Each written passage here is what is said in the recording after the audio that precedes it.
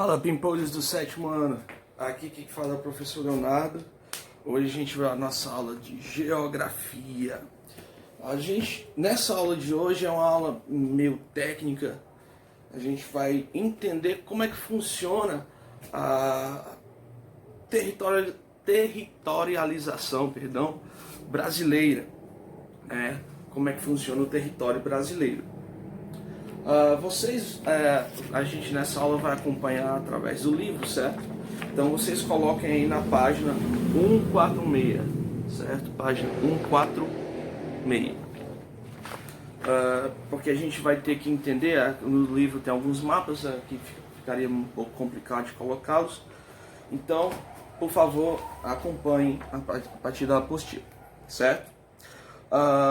Nossos objetivos principais nessa aula primeiro ponto, localizar onde fica o território brasileiro. Qual é a localização geográfica do Brasil. Segundo ponto, a gente vai delimitar as fronteiras. Essas fronteiras elas vão ser delimitadas a partir de alguns aspectos. E por fim, os critérios de regionalização. Como é que funciona a divisão regional do Brasil? E adiantando, existe mais de uma forma de caracterizar a regionalização do Brasil. Vamos acompanhar. O Brasil é um país de dimensões continentais e de grande diversidade climática e ambiental. Nesta aula, iremos localizar nosso país no planisfério terrestre, verificar sua grande dimensão territorial e suas fronteiras. O primeiro ponto da gente entender sobre o Brasil nesse aspecto é que ele é um país de dimensões continentais.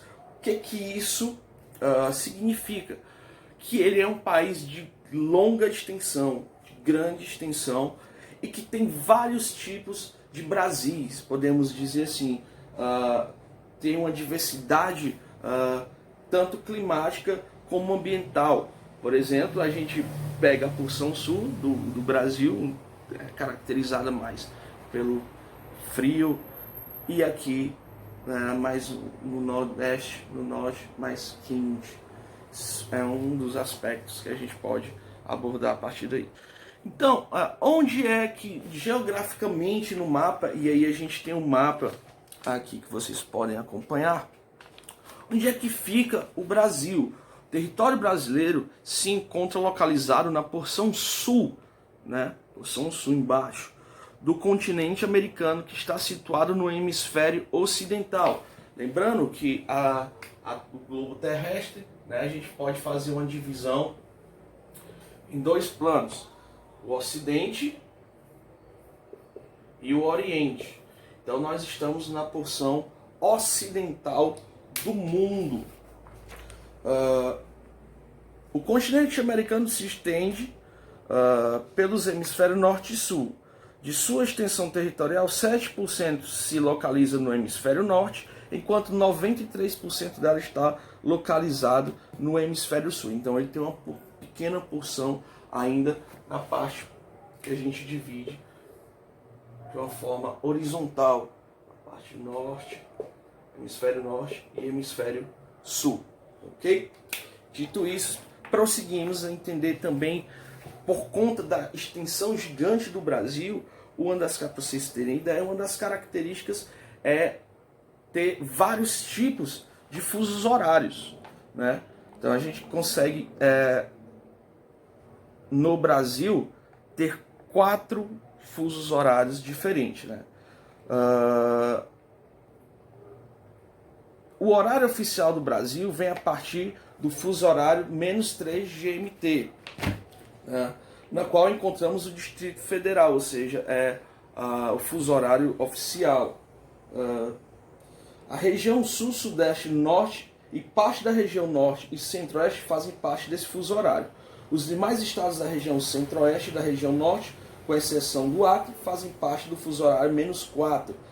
O Acre e 13 municípios do Amazonas fazem parte do fuso horário -5. Enquanto no fuso horário -2 ficam Fernando de Noronha e demais ilhas oceânicas. Posteriormente, nós iremos entender como é que funciona melhor essa divisão dos fusos horários, né, a partir dos meridionais que a gente vai estudar. Nesse ponto, a localização que a gente já tem do Brasil ficou bem clara. Agora a gente vai partir para como funciona os critérios de regionalização e como é dividido o Brasil, né? Nós temos aí na página 147 o texto. A extensão territorial do Brasil favorece uma visão diferenciada do espaço nacional. Essas diversas formas de observar e caracterizar o espaço entendemos por critérios de regionalização. Dentre os principais critérios de regionalização, podemos destacar os naturais, os sociais e os econômicos. Então, nós temos aí 3. Recapitulando, nós temos os naturais, os sociais e os econômicos. Para regionalizarmos o espaço geográfico, também podemos levar em consideração a utilização dada pelo homem. De acordo com o Instituto Brasileiro de Geografia e Estatística, o IBGE, são admitidos 2 tipos de regionalização para o país: regiões geoeconômicas e regiões político-administrativas do Brasil. Isso é muito importante a gente entender. No entanto, existe ainda uma terceira regionalização, criada pelo importante geógrafo brasileiro Milton Santos. Cada uma dessas regionalizações utilizou um critério diferenciado para que fosse organizado no espaço uma melhor maneira de compreendê-lo. Então, nós temos aqui as regiões político-administrativas do Brasil. A primeira que a gente vai ver é a mais tradicional,